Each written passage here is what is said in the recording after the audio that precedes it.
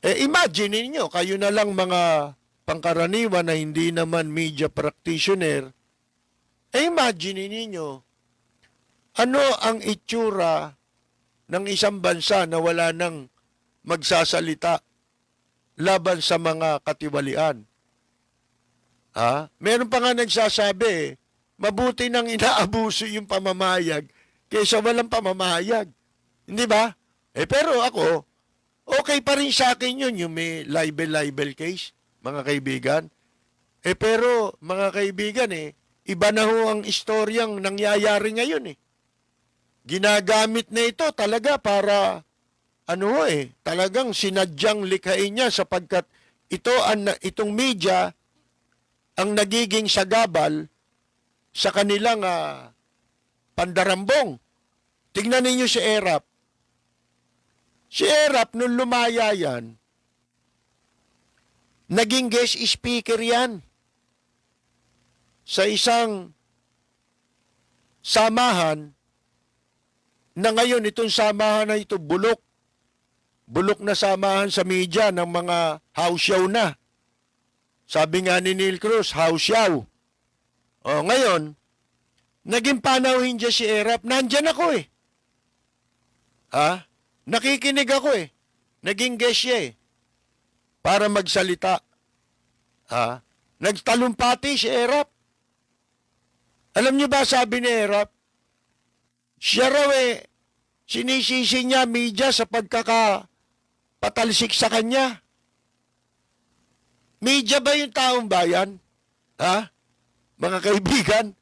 Pagkatapos, alam niyo sabi doon sa mga nandong gago, na walang kibo, pinalakpakan pa ang tarantado. Alam niyo, sabi ni Erap, huwag niyo nang uulitin yan, Isipin mo yun, kung di nagmukha, mga gago, di ba? Pumapayag kayo ng ganon. Wala pala ako doon. Nabalitaan ko lang na yun ang sinabi ni Erap. Kasi tanghali ginanap yun Kasi nung minsang naging bisita yan doon, anibersaryo yata, ako pa sumalubong dyan sa damuhong yan dahil ako inassign Kasi binibigyan kami ng assignment, ikaw dito, di ba? Ang na-assign sa akin yung sumalubong kay Erap doon sa baba ng building at i-escort mo siya paakyat doon sa venue. Yun yung kinukwento ko. Pagsakay namin ng elevator, montik na magsara, humahabol si Orly Mercado.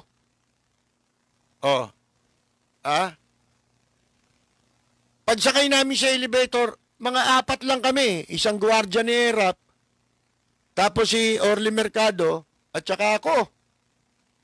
Alam mo, sabi ni Erap, lagot ako nito kasi si Gloria pa nakaupo nun baka ma-report ako nito. Napahiya si Orly Mercado. Kasi di ba si Orly Mercado sumama sa pagpababagsak sa kanya sa EDSA 2. Ngayon, sabi ni Erap, ang sama ng tingin ni Erap kay Orly Mercado, sabi, dinig na dinig ko, katabi ko siya Nasa gitna nila ako ni Orly Mercado late nung elevator. Sabi ni Erap, naku, lagot ako nito. Mari-report ako nito. Kasi nakasabit na kay Gloria si Orly Mercado. Pagdating siya itaas nga inatid ko lang sa, yun ang protocol Ihatid ko siya dun sa kanyang upuan, iwanan ko na siya ron, di ba? Yung ibang ang officer, nakabalatay sa kanya ron. Ako, hindi ako umupo ron ngayon, yung si Orly Mercado, nakatanghod. Walang kumausap. Ako lang lumapit Sabi ko, sir, umupo na kayo dito ako. Hindi, dito na lang ako. Kumain muna kayo. Kumuha ng pagkain, nakatayo. Sabi ko, ba't kayo nakatayo Doon kayo, sasamahan ko kayong maupo. Hindi na, dito. Kumakain, nakatayo Yung nag-aantay lang ng timing para umiskerda na. Mga kaibigan, umiskerda sa kahihiyan. Embarrassing. Kasi ako, kahit wala akong pakialam doon sa kanilang kanilang away o anuman, alitan, ako na embarrass kasi public official itong mga to eh. Di ba yung sinabi ni Erap na, nako, marireport ako nito, na ano ko na-embarrass ako sa sarili ko Bastos si Erap Di ba? Oh, ngayon, asa na ba ako? Balik tayo dito sa sinasabi nga itong nangyari nga kay na nakumbik sa kasong cyber libel si Maria Ressa.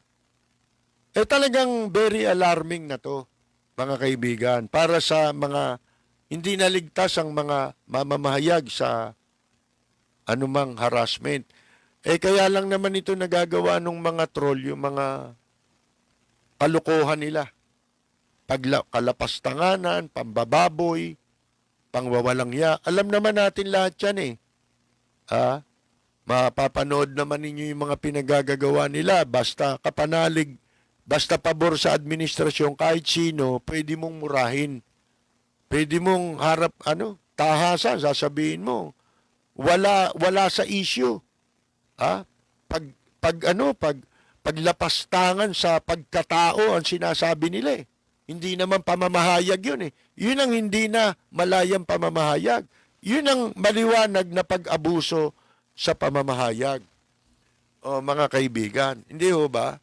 Kaya, ewan ko, pagdududahan tong judge na to. Hindi ba? Dahil sa kanyang naging hatol, mga kaibigan. Sapagkat ang labo Isipin mo, wala pa yung batas nung mangyari yung krimen na sinasabi. Kasi crime yan di ba? Cyber libel Crime of cyber libel.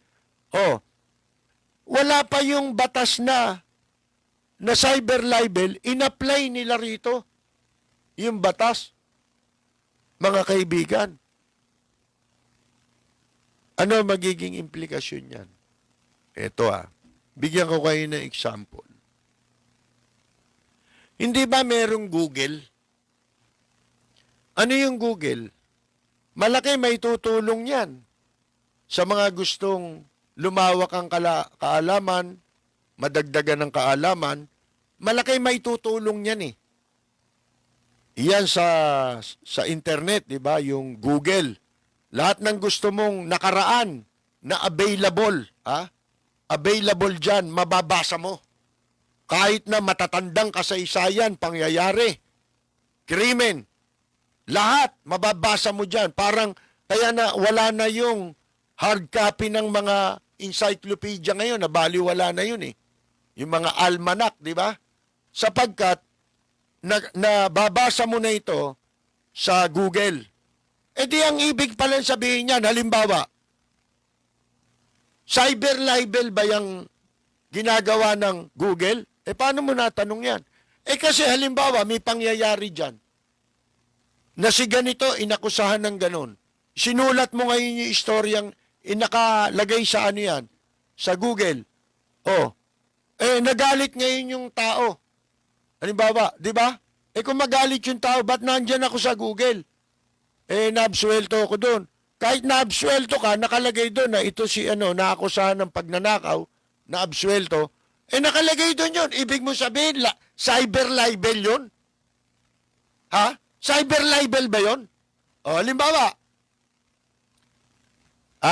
si Bong Revilla, nasa Google ang pangalan yan. Di ba? Naabsuelto. Kaya, basahin mo ng basahin yan, hindi ka maniniwalang dapat maabsuelto yan Hindi ba?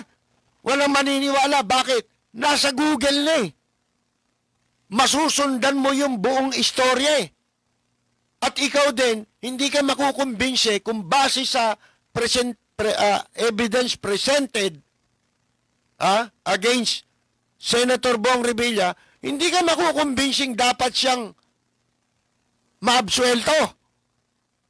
Katunayan pagka nagbabasa ka, alimbawa katulad ng kasong pandarambong sa English, yung plunder. Hindi ba special law yan? Ha? At yung parusa dyan, hindi mo kukunin sa ibang batas kamukha ng ginawa ni Judge Reynalda Estacio. Bilib pa sana naman ako dito nung araw. Ha? Nung pinakulong niya si Taguba sa Manila City Jail, bumilib ako eh. Yung pala eh. Baka nagamit niya lang na koneksyon yun eh. Di ba? Para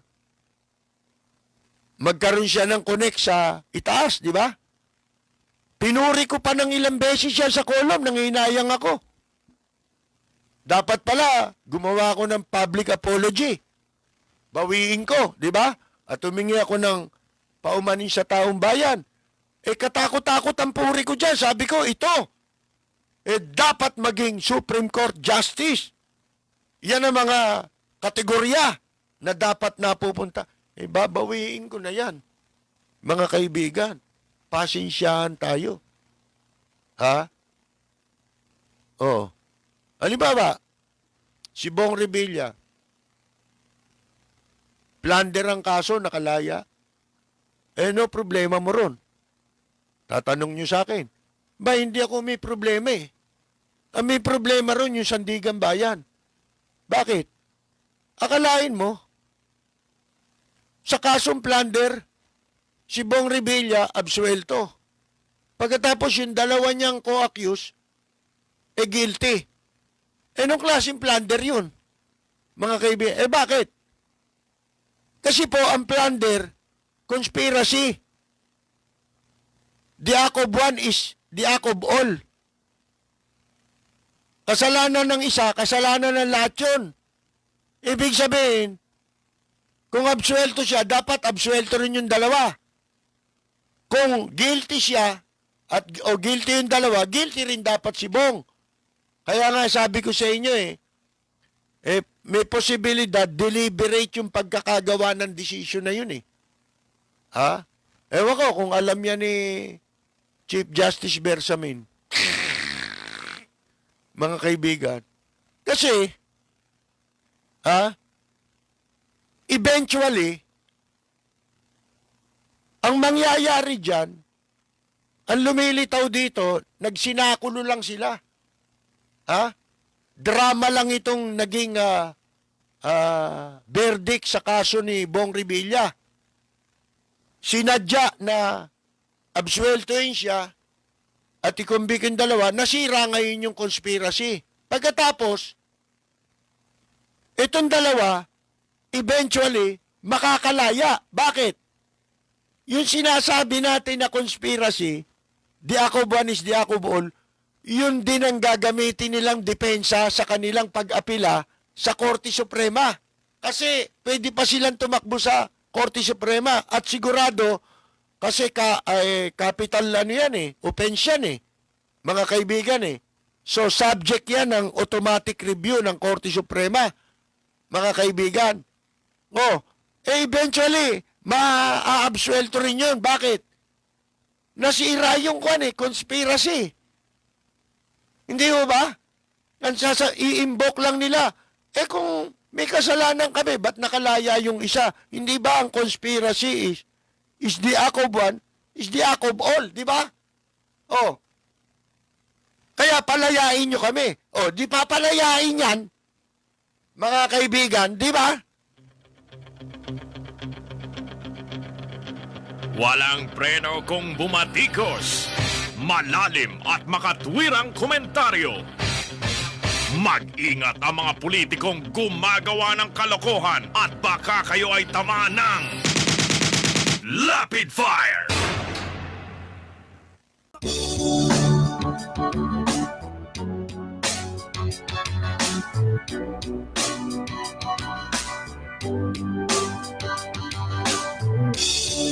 Sarap kumain ng rice, pero can afford the price. Karne, gulay at fish, gasolina, dilis, mga presyo'y kakainis. Hay! Bakit ba tayo'y naghihirap? Habang ang iba'y nagpapasarap. Kahit anong sikap hanggat may mga kurap na ang business nila ay crime. Kukurakot sila doon sa left, kukurakot din doon sa right. Ang dasal ko lang, bangungutin sila tonight. Kawatan ng money, ay naku kayo ay huli. Mga adik sa pera, gaman sa kwarta. Tigilan nyo na ang mag-siting, pagkat kayo na ay booking, wag galit sa pera, baka kayo makarma. Yeah. Lagi na lang nagko-compromise, kahit gusto pa ng extra rice. Ang kita'y maliit, laging kapos sa budget, ako ay nabubwisit. Shit! Bakit ba tayo'y naghihirap habang ang iba'y nagpapasarap? Kahit anong sikap hanggat may mga kurap na ang business nila ay crime. Kukurakot sila doon sa left, kukurakot din doon sa right. Magdasal tayo, pagungutin sila tonight. Kawatan ng money, ay naku kayo ay huling. Mga adik sa pera, gaman sa kwarta. Tigilan nyo na ang mag-siting, pagkat kayo na ay booking, wag galit sa pera, baka kayo makarma. Yeah!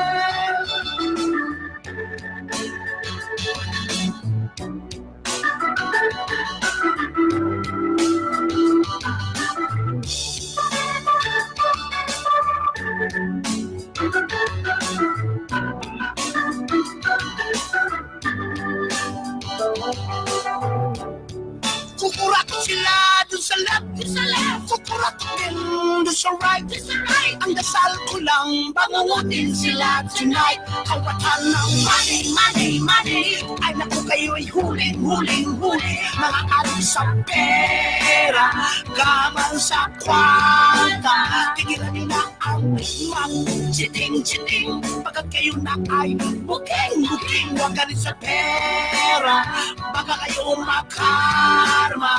Kawatan ng money, ay naku kayo ay huling. Mga adik sa pera, gaman sa kwarta.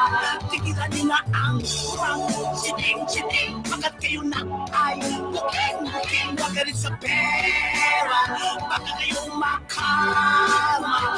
Kawatan ng money, ay naku kayo ay huling. Mga adik sa pera, gaman sa kwarta. Yeah.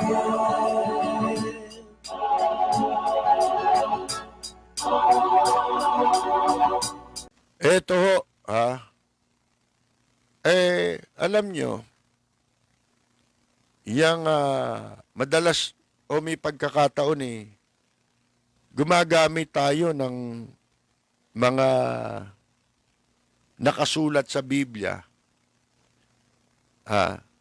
lalo na sa panahon natin, yung mga palatandaan na talagang tayo po nasa mga huling panahon na ng mundong ito.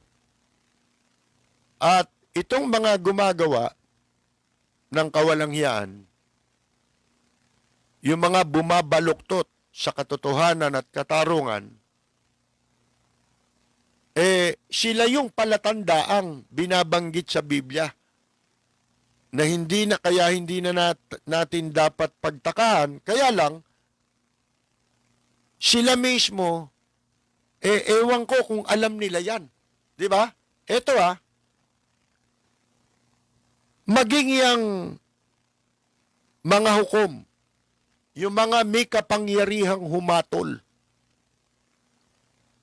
yano'y matagal nang sinasabi sa Biblia yan na mangyayari yan. Katunayan ito sa Levitico. Sa English yata, Levitian di ba? Ang sabi sa Levitico 19:15, ito kaya para hindi tayo magtaka, kaya lang, kailangang malaman nitong mga taong ito, itong mga bumabaluktot sa katarungan, kung anong papel ang ginagampanan nila sa tinatawag na mga huling panahon ng daigdig.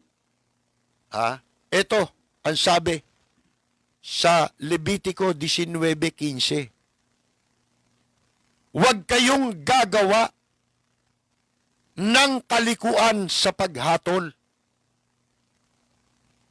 Huwag kang magtatangi sa pagkatao ng dukha, ni itatangi ang pagkatao ng makapangyarihan, kundi hahatulan mo ang iyong kapwa ayon sa katarungan. Walang preno kung bumatikos. Malalim at makatwirang komentaryo. Mag-ingat ang mga politikong gumagawa ng kalokohan at baka kayo ay tamaan ng Lapid Fire! Ang problema, baka itong mga bumabaluktot sa katarungan, ito pa mga matatapang magsipagsimba, di ba? Eto pa, baka akala nyo, yun lang ang talata sa Biblia. Eto pa, sa Exodo 23. Ano ito? 1 hanggang 1 hanggang 3, 6 hanggang 8. Ito. Huwag kang magkakalat. Ito pati mga troll nandito pala eh. Mga kaibigan, itong mga walang hiya sa social media na pagka laban sa yung mga kaibayo ng administrasyon, ito sinasabi, huwag kang magkakalat ng ulat na di totoo. Huwag kang titistigo ng may kasinungalingan para tulungan ng isang masamang tao. Di ba sila yon? Huwag kang susunod. Ito pa, huwag kang susunod. Ito ngayon ang bumabalik tayo sa panahon ni Pilato. Natatandaan ninyo ang Panginoong Jesucristo? Hindi ba? Pinapili ni Pilato kung sino palalayain at bibitayin. Abay, si Kristo sinigaw nung utu-uturong lipunan doon eh. Yung utu-utong people power. Yun yung mga troll dati. Ang sabi nila si Kristo ang ipako. Ba nagugas ng kamay si Pilato eh. Di ba? Wala akong kinalaman dyan eto. Ang sabi, huwag kang susunod sa karamihan sa paggawa ng masama at huwag kang magbibigay ng patotoo na salungat sa katarungan para lang pumanig sa karamihan. Baka nakita ito ni Judge Estacio ba? Maraming troll na gusto bitayin itong si Reza Kumampi nga ako sa marami. Baka naman yun ang ibig sabihin ni Judge Estacio. Mga kaibigan, lintik na ito, di ba? Na internet itong ginagamit ko. Nawala na naman yung binabasa ko. Saan ba ako? Ito pa pala. 2 yung binasa natin. Ito, 3. Dapat kang maging patas sa usapin ng isang mahirap. Yan ang dapat na maging pamantayan ng mga nasa hukuman lalo na. Sa 6. Huwag mong babaluktutin. Ito, judge, mga justice. Pinagsasabihan kayo ng Panginoon Diyos sa Biblia. May babala sa inyo. May ipinagbabawal sa inyo. Ang sabi sa inyo, huwag mong babaluktutin ang hatol sa kaso ng mahirap.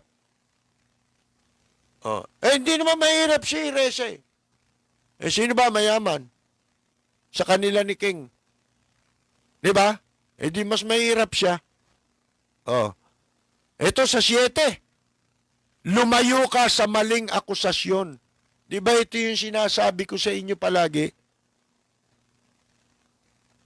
Ang tanging paraan para ang matitinong gumagamit ng social media ay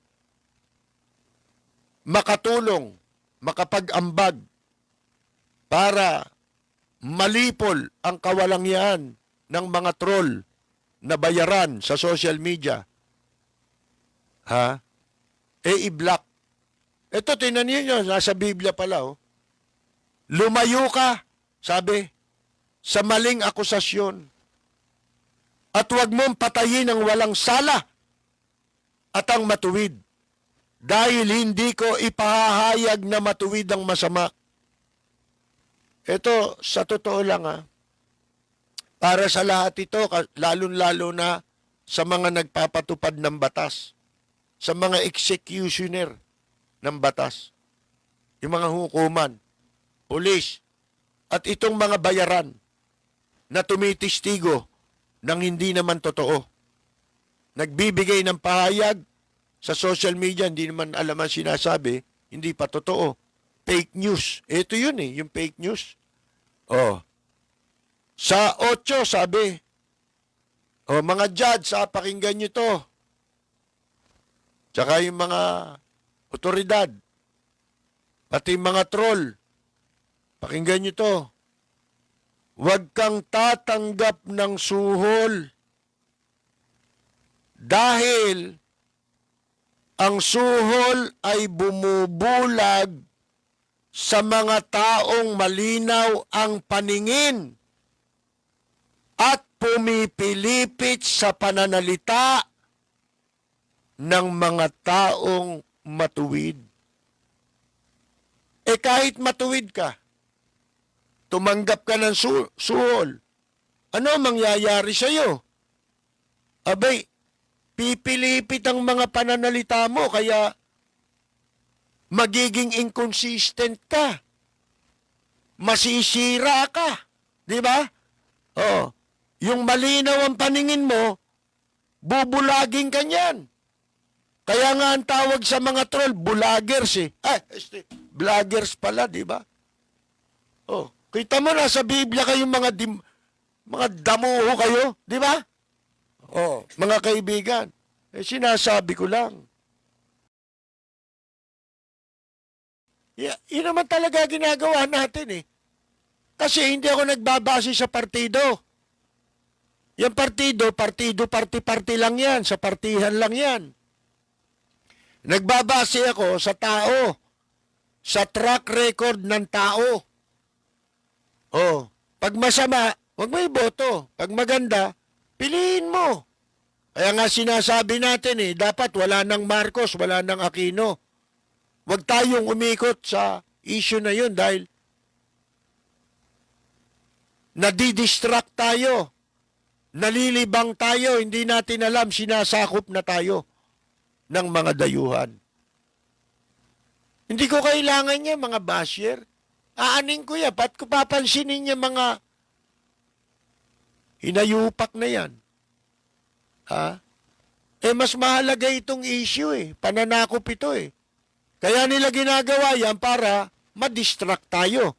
Para hindi natin mapag-usapan at mahihatid ang ating pananaw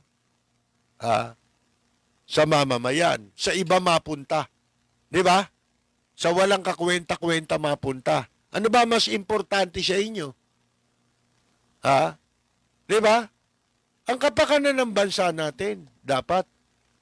Dapat meron kayong konting Bonifacio sa katawan, may konting Jose Rizal ka, di ba? Hindi dapat mawala sa mga Pilipino yan.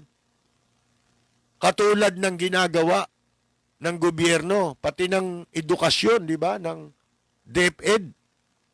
Puro traidor sa bayan ang marami sa nasa gobyerno ngayon. Kung talagang ayaw nyo ng American, kung talagang bawal sa konstitusyon yan, mas bawal yung ginagawa nyo eh. Alin? Gumagawa kayo ng batas na labag sa konstitusyon. Sa konstitusyon, bawal magmay-ari ang mga dayuhan. Ng anumang negosyo na may kaugnayan sa media, communications, at saka mga public utilities.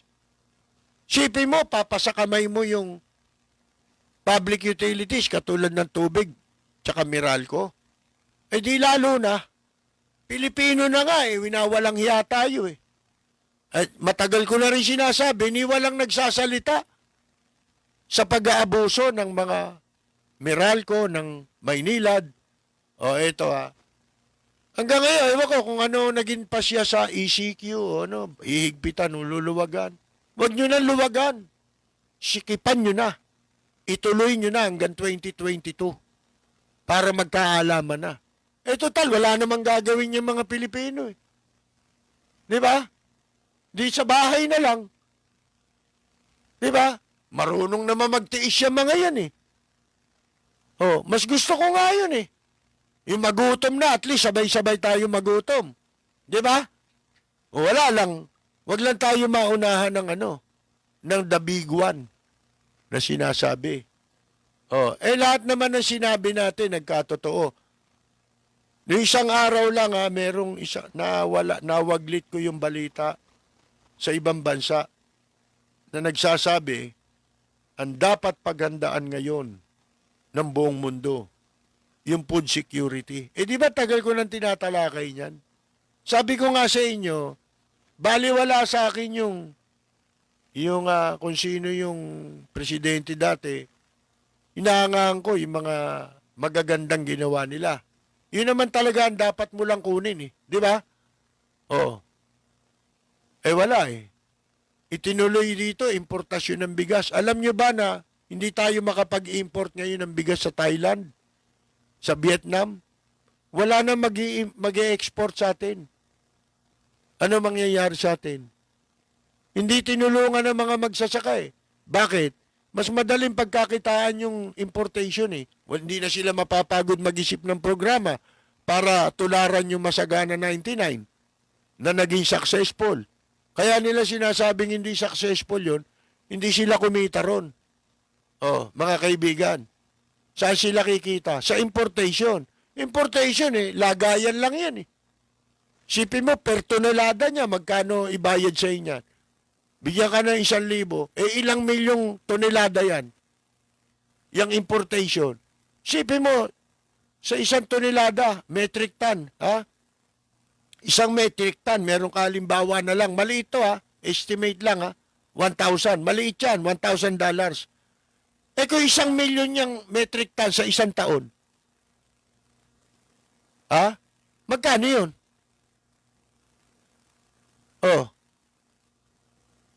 Ang laking pera nun. Dollar yun.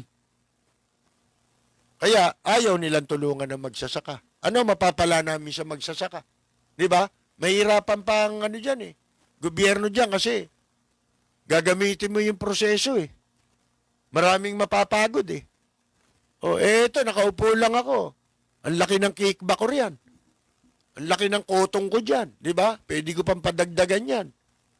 Kaya niligal yung importation ng bigas, di ba? Lagayan.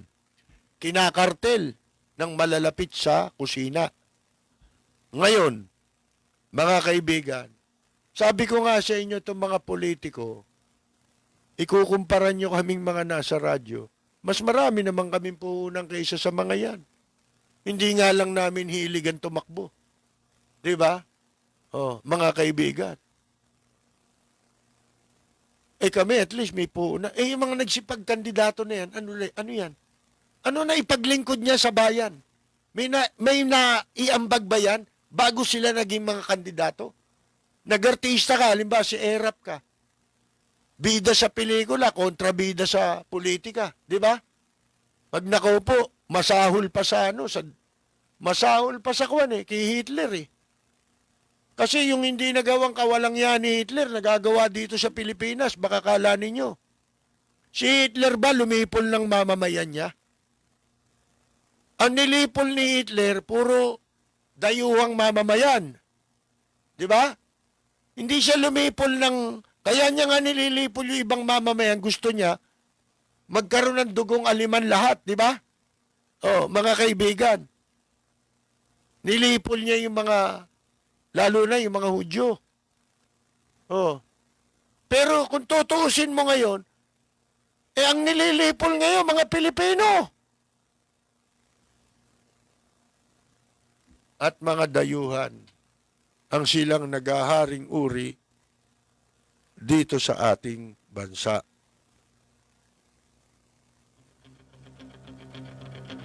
Walang preno kung bumatikos. Malalim at makatwirang komentaryo. Mag-ingat ang mga politikong gumagawa ng kalokohan at baka kayo ay tamaan ng Lapid Fire!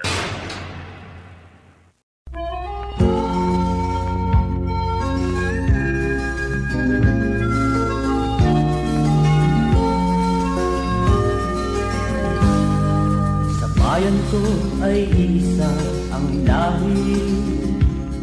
Dito'y wala ang pagkukunwari. Hindi padadaig, sadyang kilala sa daigdig. May pagkakaisa sa bawat nais. Ang bayan ko'y punong-puno ng yaman. Bakit ito'y kailangan pang iwanan? Hindi nga ba't anong sarap mabuhay ng buong ganap? Sa bayan mo, sumabit man yaong wakas. Dito sa bayan ko, lahat kami pantay-pantay. Walang nang aapit, ang pag-ibig ay tunay. Dito sa bayan ko, dito'y makikilala mo ang isang kaibigang nagmamahal sa'yo.